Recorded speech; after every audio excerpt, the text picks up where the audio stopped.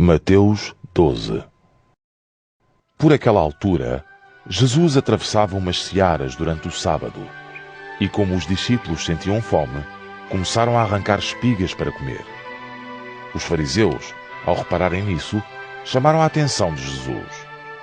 Olha que os teus discípulos estão a fazer aquilo que a lei não permite fazer ao sábado. Jesus respondeu-lhes: Não leram o que David fez quando ele e os seus companheiros estavam com fome? Entrou na casa de Deus com os seus homens e comeram os pães consagrados, e não lhes era permitido fazer aquilo, mas apenas aos sacerdotes. Não leram também na lei que aos sábados, no templo, os sacerdotes quebram a lei do descanso e, no entanto, ficam sem culpa? Pois eu vos digo, o que está aqui é maior do que o templo.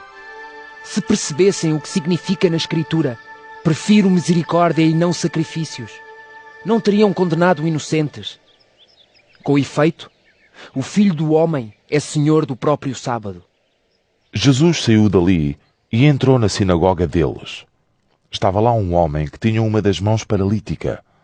Alguns, querendo arranjar motivo para acusar Jesus, perguntaram-lhe: Será que a nossa lei permite curar pessoas ao sábado ou não? Jesus respondeu assim: Se um de vós tiver uma ovelha e ela cair num poço ao sábado, não vai logo tirá-la de lá? Quanto mais não vale um homem do que uma ovelha. Por isso, é permitido fazer bem ao sábado. Em seguida, dirigiu-se ao homem da mão paralítica. Estenda a tua mão. Ele estendeu-a e ficou restabelecida e sã como a outra. Então os fariseus saíram dali e foram fazer planos para ver como haviam de o matar. Quando Jesus teve conhecimento disso, afastou-se dali e muita gente o seguiu. Curou todos os enfermos e deu-lhes ordens para que não fizessem propaganda dele. Assim se cumpriu o que foi dito por meio do profeta Isaías. Este é o meu servo, a quem eu escolhi, o meu predileto, no qual tenho a maior satisfação. Porém nele o meu espírito, e ele anunciará a minha vontade aos povos. Não criará conflitos, nem gritará, nem fará ouvir a sua voz nas ruas. Não quebrará a cana pisada, nem apagará o pavio que ainda fumega, até fazer com que a justiça alcance a vitória. É nele que os povos hão de pôr a sua esperança.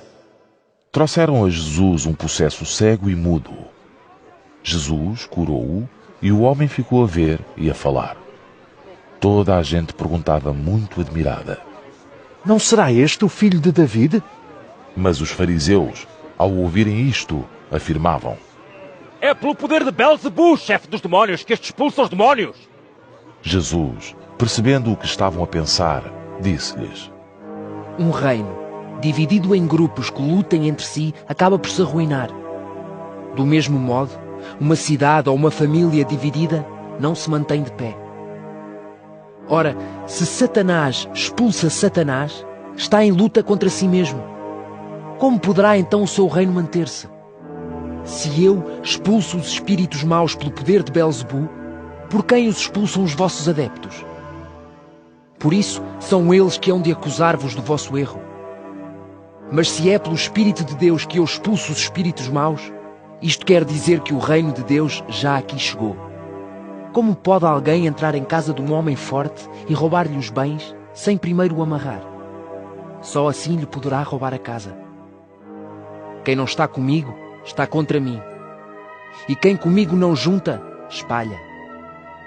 Portanto, digo-vos, qualquer pecado e palavra ofensiva contra Deus poderão ser perdoados aos homens, mas a palavra ofensiva contra o Espírito Santo não será perdoada. Quem disser alguma coisa contra o Filho do Homem poderá ser perdoado, mas quem disser alguma coisa ofensiva contra o Espírito Santo não será perdoado, nem neste mundo, nem no outro. Se plantarem uma árvore boa, o seu fruto será bom. Se plantarem uma árvore má, o fruto será mau. Pois é pelo fruto que se conhece a árvore. Raça de víboras! Como poderão vocês dizer coisas boas se são maus? Cada qual fala daquilo que tem no coração. O homem bom tira coisas boas do tesouro da sua bondade, e o homem mau tira coisas más da sua maldade. Digo-vos que no dia do juízo cada um terá de dar contas a Deus por toda a palavra inútil que tenha dito. É pelas tuas palavras que no dia do juízo Deus te há de declarar inocente ou culpado.